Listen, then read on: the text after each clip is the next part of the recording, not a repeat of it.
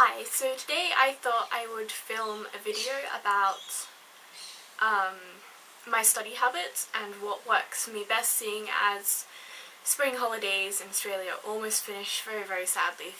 But I have given advice on studying to other people before and they said it worked, like my tips were helpful in some way.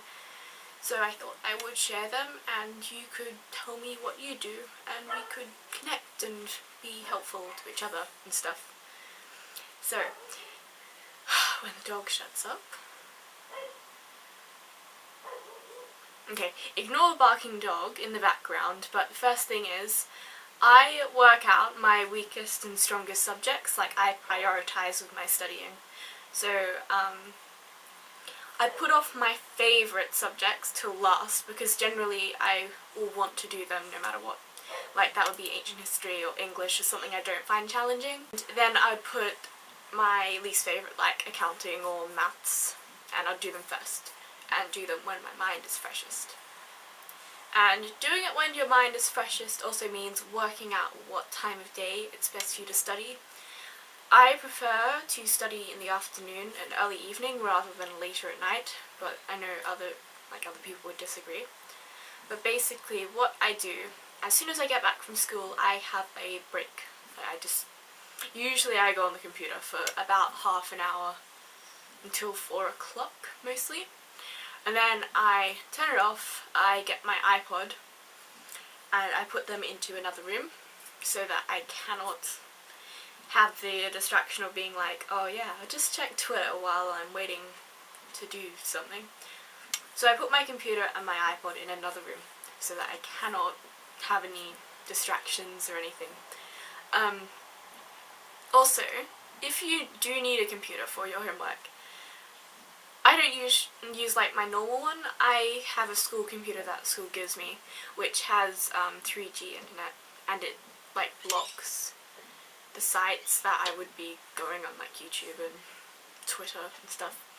So I can't go on those sites anyways, so I just use that if I need to like research something on the internet. So, but if you don't, you have to be very strict with yourself when using internet. Like, don't.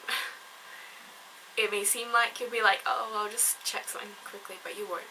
You'll be on there for like an hour, and then you'll stress out. So it's advised that you try to keep to using a textbook if at all possible. And plus it helps you think, like if you have a textbook, rather than looking it up and Google giving you the answer, you actually have to look and think by reading something in a textbook. And yeah, that works for me. Also, when I am studying, I do tend to have breaks. Like, I'll study for 70 minutes usually, because that's how long my normal classes at school would go for. Tell me how long your classes go for. I know it's different in Australia to other places, but mine go for 70 minutes. And then after I've done 70 minutes of homework, then I take like a 15-minute break or something, just so that I'm not dying in the mind place area, just so I'm focused basically. Also, when you take your break, move away from where you've been studying. Like if you've been studying in your bedroom, go to the lounge room or something. And yeah, then you won't be feeling as though you hadn't had a break, basically, if that makes sense. My preferred method of studying is, like if I have a test coming up, generally I won't start studying until maybe a week in advance, because otherwise I just forget. Like, teachers tell you not to use your short-term memory, but I cannot do that thing where you study like ages before a test and then just a little bit before. I find that a bit stupid. But a week before isn't really cramming. Like that would be if I was studying the night before, so I guess it's still acceptable. So if I have to memorize a formula or something, I will write it down heaps and heaps of times in just a spare book that I use for studying.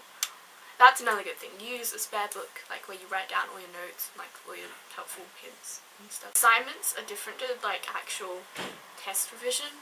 What I do with that is I get a draft done like ages before it's due. because drafting, when you think about it, is the hardest part, and once that's over it's really easy to like fix up bits and get it checked by teachers, or friends is another alternative way you could do it. You could get your friends to check. Also, this works with studying. You could bring a book to school and like write down questions that you need to learn, and then they could ask you, and then you could ask them stuff because they'll probably be doing exams as well. So that is quite helpful if you have friends that are interested in doing well in school. I think that's it, basically, all my studying tips and techniques, I guess. Comment if you do anything different.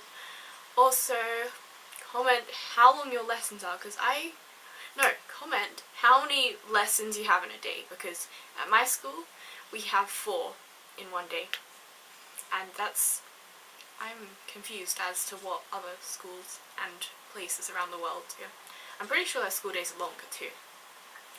But yeah, that is it. And also, seeing as I'm going back to school, I know I didn't make that many videos these holidays, but maybe I could do some videos during the school term, but I don't know. But I have done a few videos on my computer webcam, and I know that they haven't been great quality, but there is a possibility that I could do some like during the term if I did them with my computer. So if you would rather quantity over quality of my videos, like if you don't mind them being a bit dodgy with the computer buzzing noise, you can tell me, and then maybe I could do some random talking videos. If you like these sort of things, I can do random talking videos. If you don't, just don't worry. Okay. And I'll see you next time. Bye.